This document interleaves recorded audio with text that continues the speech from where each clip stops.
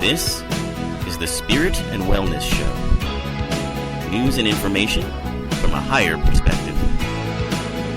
With your host, Harry Wilkinson. Yes, hello, it is your host, Harry Wilkinson, and welcome to the Spirit and Wellness Show.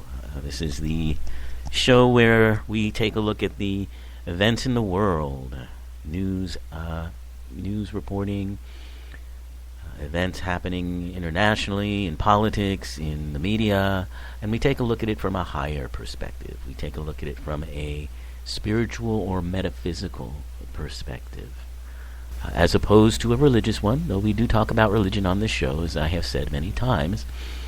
It is not aligned with any particular religious set of rules or dogma, although I do have a perspective, which is a metaphysical perspective. And basically, the idea is taking that step back. The idea that we are connected as one. We are one. And further, that what we experience in our daily world is a reflection of our inner connectedness and mind. And in that sense is illusory. In other words, it's more akin to a hologram in which we interact and participate and experience things than it is a true reality. And so we look at news stories from that point of view, of what they're telling us about ourselves, what stories we're telling about ourselves. And in going into them, rather than shying away or letting them push buttons of negativity, we reconnect. That, in a nutshell, is what this is all about. And so we were off last week for the spring break Easter celebrations, and have returned to continue our discussion about synchronicity. So we're going to continue with that. We're going to be talking about the continuing mystery of the Malaysia Airlines Flight 370, which is, still missing. And, I've spoken about that on this show quite a bit. And we'll, follow up on that, give you the latest on that. And we're also going to look at some of the headlines that are going on today's news cycle. There are some historic things happening, and I think it's important to talk about them. And it's probably important to talk about also the influence that I've been talking about for years now on this show, because it has changed, and so it's time to look at that again. So the cycle that we've been going through, the cycle in which we have two major planets. And again, this is astrology based, so I apologize if you are not a believer in astrology, or not have much understanding of astrology. But as I've said, I find it to be an interesting guideline, an interesting set of symbols to use to talk about energies in our world that either connect or conflict. So we've been talking about this period of time from 2012 was when it started, right up through really now 2015, where we've had the last set of planetary alignments happen, and the two planets involved are Uranus, which is the planet of change, just to sum up very briefly, and Pluto, which is the planet of control, resistance, domination, destruction in some ways. So these two planets have been at right angles and continuing to meet rather aggressively throughout this 3-year period of 2012 through 2015. And what we said this meant was, a period of time of upheaval, social protests, and awareness of issues that were previously not talked about or sort of buried and are coming to the surface now. So during this period, we've had social protests. Remember, this is the whole period through which the Arab Spring has happened, and what's been going on in Syria, and then there was the conflict between Russia and Ukraine, which I thought really was one of the best examples of this conflict going on, where you had the Ukrainians wanting to basically become part of the European Union and move towards a more progressive or democratic approach, and you have the resistance of Russia that wants to keep Ukraine under its control, wants to consolidate power there, wants to restrict and pull against that kind of change, and obsessively so, to the point where they're secretively doing things to try to keep Ukraine from doing that. You've had, and as I've mentioned, the Arab Spring, where you have these, the overthrow of these dictators, and the dictators would be symbolized by Pluto. That's that power again, and Uranus would be the revolution.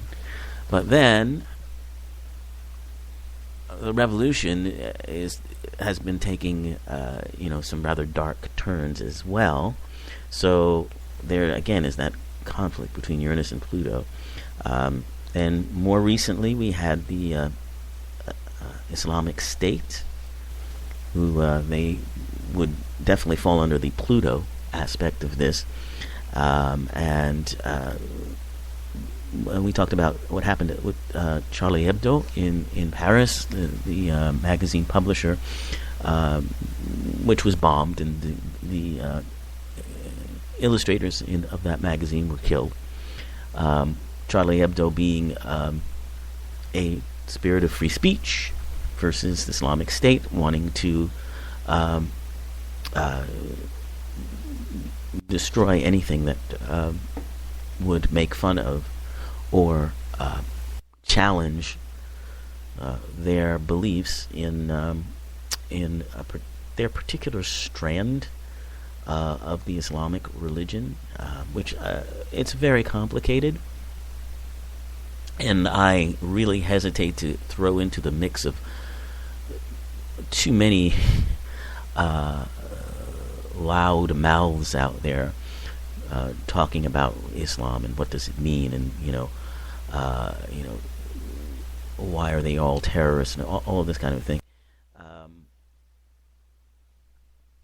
But from what I understand of Islamic State, they are wanting to have a caliphate state.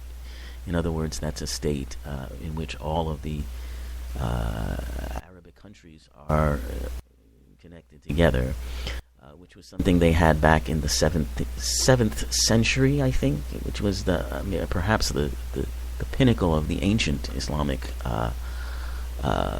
religion. And basically, groups like Islamic State and even Boko Haram are wanting to go back to that old time religion, if you forgive me. They are wanting to bring everything back, as far as education, role of women, all of those things. So that briefly, and that's why it falls under the Pluto portion of this aspect. Well, so anyway, that's in brief. That's what I've been talking about over all of this time, and now those aspects have had their last go round. it ended with, again, another right angle of Uranus to Pluto towards the end of March, and also followed up by eclipses, solar and lunar eclipse, which just happened. I believe it was April the 3rd or 4th. So those are putting an end to this cycle, to this planetary cycle going on. So what now is that we're coming out of it, we're putting behind us, or hopefully putting behind us, a lot of these issues, and moving towards more stability in a lot of these areas.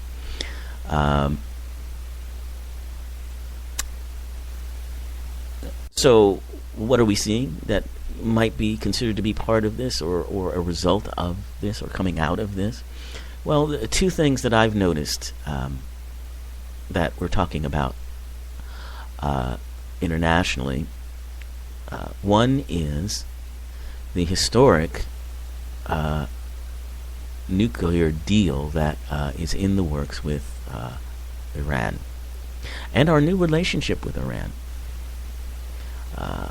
Because we find ourselves in the Middle East, and because Iran is trying to actually assist in the fight against ISIL, or Islamic State, we find ourselves in a position where we are allies in many of these situations. On top of that, of course, is this nuclear program agreement. And Iran is wanting sanctions lifted, wanting to be able to recover their economy, and a key part of that is having these sanctions lifted. And also to be, I think the biggest goal is to be part of the international community. So this framework agreement is what they're calling it, is something that is remarkable, that if it does get passed, and if it does what they're saying it will do, it means not just a new relationship with a new approach from Iran, but a new relationship between Iran and the United States that has promising elements to it. Of course, there's reaction to that, especially by Israel, who's terrified that we're going to give them the keys to nuclear weapons. Whereas, basically the main understanding or belief is that this agreement will prevent nuclear weapons from being created, and stop them from happening through being able to have inspectors on hand and so forth and so on. So there's certainly apparently a lot of pushback against this from Republicans and Democrats that feel that the Iranians are less than trustworthy. Certainly, our relationship with Iran has been a rocky one. Our mistrust of them comes from, of course, from going back to rise of the Ayatollah, and then the kidnapping of the hostages back in the late 1970s, which was a horrible ordeal. But before that, one of the precursors to that whole change and revolution happening was the fact that in the 1950s, our country, the United States, overthrew a duly elected leader of Iran in order to put back the Shah of Iran, who had been asked to step down, and a new leader had been elected. The Shah had been dealing with Britain and the United States with Iranian oil and allowing their companies to come in and get oil. And basically, the unhappiness that the Iranian people had with this was that the other countries were making money from the oil, and that money was not coming back to Iran. It was being taken out of Iran, and they were not happy with that. And so the movement of the democratic leader of Iran was to nationalize Iranian oil. In other words, to make it, belonging to the Iranians, and any deals made for oil would mean that they'd have to do business with Iran. So anyway, the Britons and the United States didn't like that so much, so they overthrew the elected leader and put the Shah back, and that created real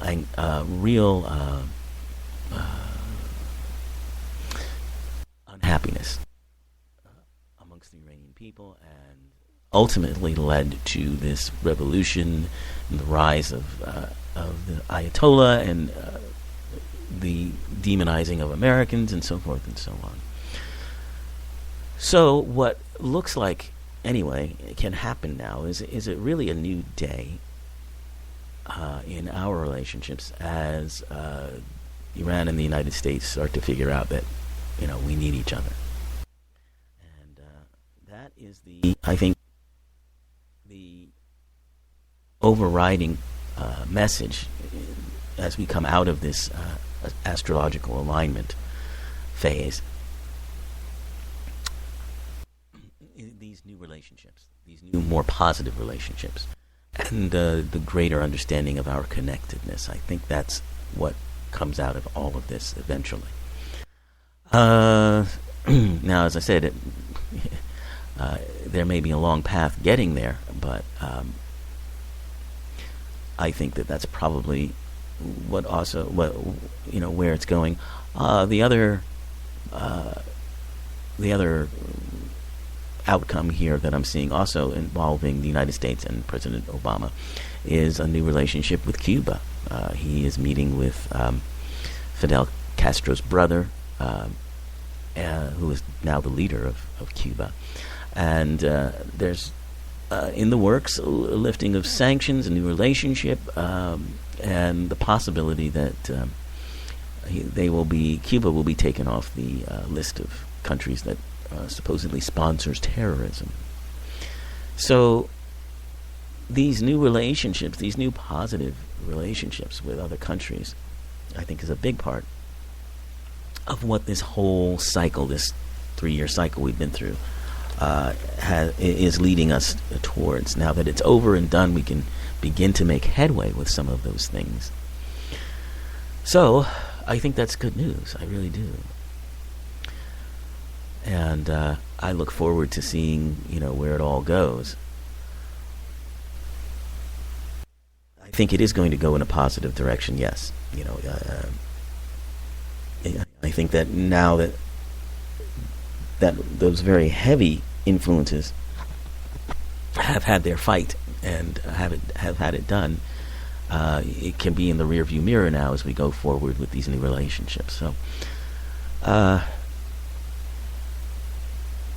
I think, is terrific news. So now we're going to take a look at this situation with the missing airplane, the missing flight. There's still a lot of speculation about what happened. And the missing Malaysian Airlines Flight 370, as you may remember, was disappeared. Just disappeared. It was thought to have crashed in the Indian Ocean. It was thought that their pings were heard from the black box, but none of that has panned out.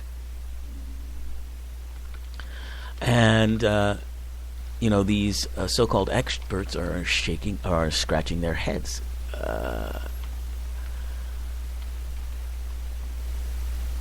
What happened? Where did this go? And of course, there's all kinds of speculation.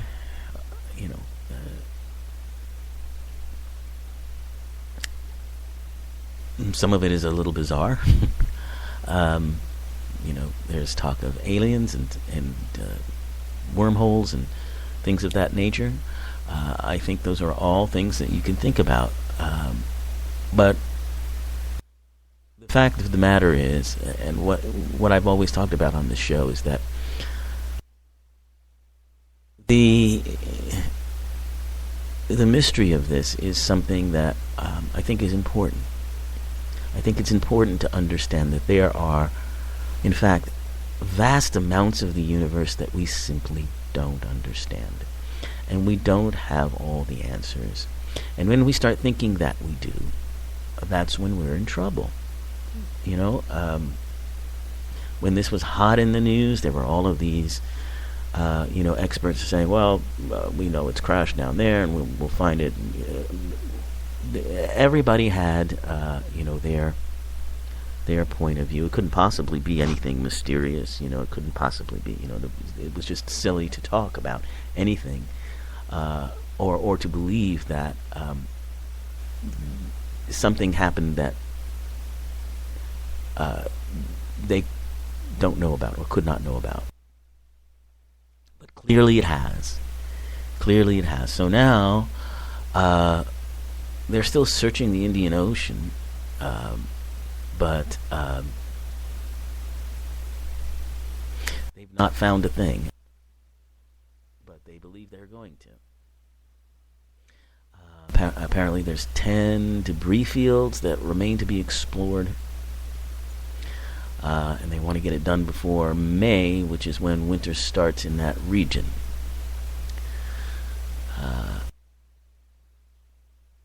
Well, do you think they'll find it there? Maybe not.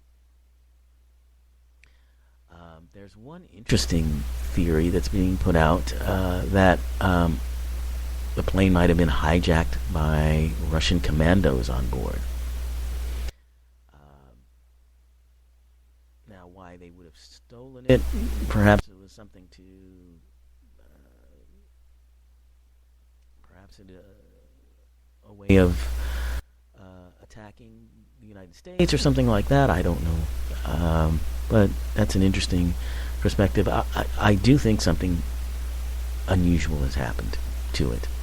And I do think something, I won't say that it's nefarious, but I do think it's something beyond our understanding at the present moment that has to do with the universe. But what it is exactly, I can't truly hazard a guess. But I have the feeling that if we do start to find out, if we do get some information, it's going to blow a lot of people's minds and open up some new doors of thinking. And speaking of which, the Large Hadron Collider, which is a favorite topic of mine on this show, is gearing up to go back into business. It's been out of circulation for a while, pretty much ever since they confirmed the discovery of the Higgs boson particle. And as I mentioned before on the show, now they're going to use it to try to get into the mysterious world of dark matter. And I explained quite a bit about dark matter on previous shows. I won't go into it right now, but it's the stuff of the universe that seems to be invisible and doesn't or seems not to exist, but has to be there. Basically, that's what that is. So, yeah, we've been talking about synchronicity. And on the last show, I talked about the 7 secrets of synchronicity, as Jung defined them, and as quantum physicist David Bohm implied that synchronicity manifests itself at juncture points in our lives: birth, death, marriage, divorce, a move, a change in financial status, and so forth. And it's often a wake-up call. It sometimes involves paranormal phenomena, but not always. It can mean that you come across the same songs or repeated ideas or messages that you find coming at you. Mass events like the Boston Marathon bombing, or the Malaysian flight that we've just been talking about. The element of the trickster involved. So the size of it means that often there's synchronicity involved.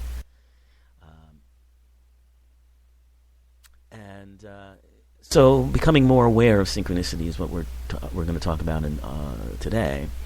So there's an article here about ways to amplify that.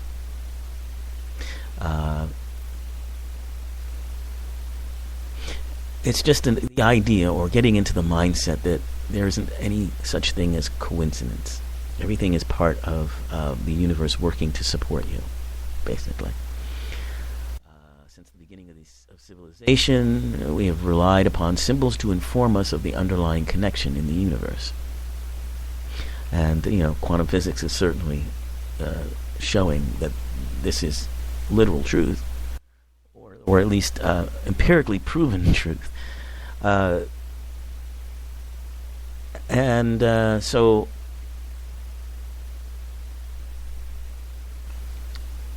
if we're thinking about living in coming from a place of synchronicity and accepting it, and accepting that everything that happens in conjunction and coordination of things, then they are suggesting some things in this article that you can do.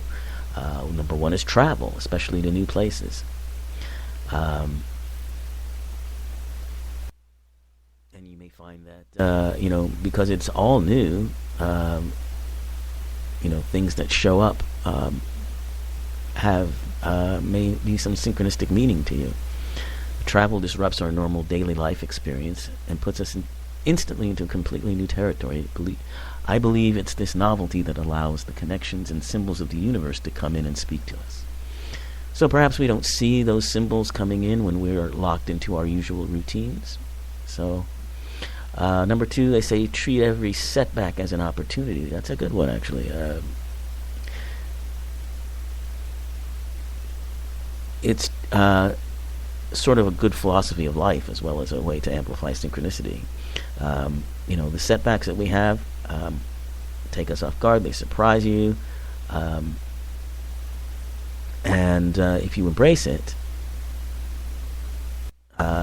you can see possibly a higher order emerging from the perceived chaos of the setback. Now, this is an interesting one. They're talking about paying attention to numbers. So if you look at the time like right now is 11:29. Maybe that turns out to be the same bill that you get at the grocery store, or you notice that sequence of numbers somewhere else. For whatever reason, numbers, especially number sequences, seem to be able to cut through our barriers of distraction and language and catch us off guard with synchronicity. Many I know who have massive amounts of synchronicity in their lives also have powerful and meaningful relationships with numbers. So they suggest keeping a lookout constantly and paying attention to numbers, and see if you can get patterns and symbols from them. And that then cues you into being more attuned to signs and symbols in your world. So next week we're going to talk more about how you can, really be aware of symbols in the world, symbols in your story. When I first, the first film studies class I took, when I began my desire to be a filmmaker, looked at the visual symbols in films that are very common, that seem to come through in film after film after film. Some of them used deliberately, others just because the symbols themselves are so ingrained in us, what Jung called archetypes, that they tend to come out in our stories. We tend to put them in without consciously trying to. They just emerge. So I think it's interesting to take a look at the stories that we deal with in the news media and so forth from that perspective, from what symbols are coming through. So that's something we'll talk about on our next show as we go in and explore synchronicity even more. But till then, our time is once again at an end for another week. So keep your mind open, keep your heart open, keep your eyes open,